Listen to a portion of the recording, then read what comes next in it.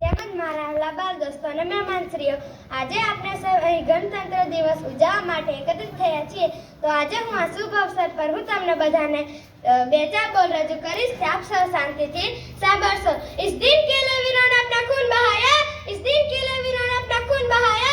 झूम उठो देशवासियों, झूम उठो देशवासियों, आज गणतंत्र दिवस आया, आज गणतंत्र दिवस आया.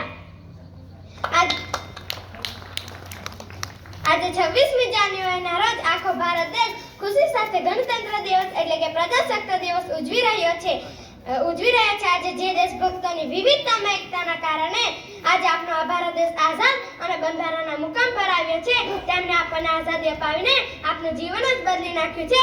આજે તેમને નમન કરવાનો દિવસ છે, આજે તેમને નમન કરવાનો દિવસ છે. ચલો ફિર સે ખુદ કો જગાતે हैं, चलो फिर से खुद को जगाते हैं, अनुशासन का डंडा घुमाते हैं, अनुशासन का डंडा घुमाते हैं. हरा रंग है गणतंत्र के शहीदों का लहू से बहता है, हरा रंग है गणतंत्र के शहीदों का लहू से बहता है.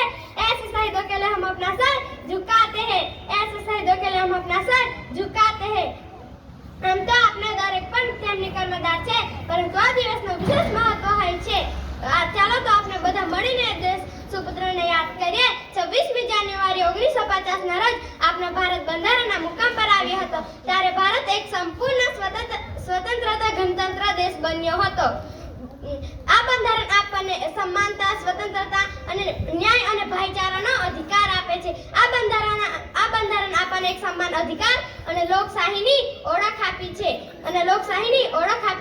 आजादी का जोश कभी कम न होने देंगे, आजादी का जोश कभी कम न होने देंगे.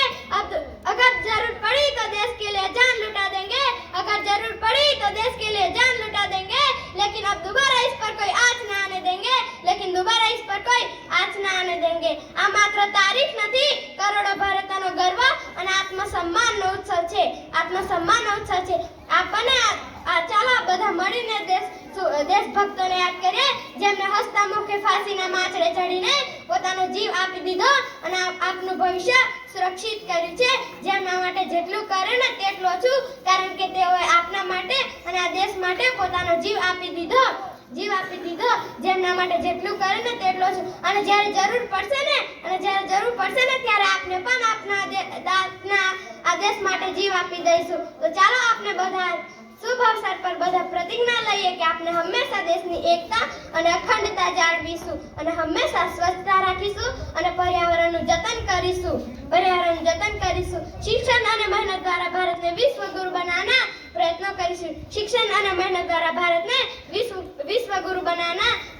કરીશું. नज़ारे नैन से कहने लगे, नैन से बड़ी कोई चीज नहीं, तभी मेरे दिल में सा आवाज आई, वतन से बड़ी कोई चीज नहीं, अस्तु भारत.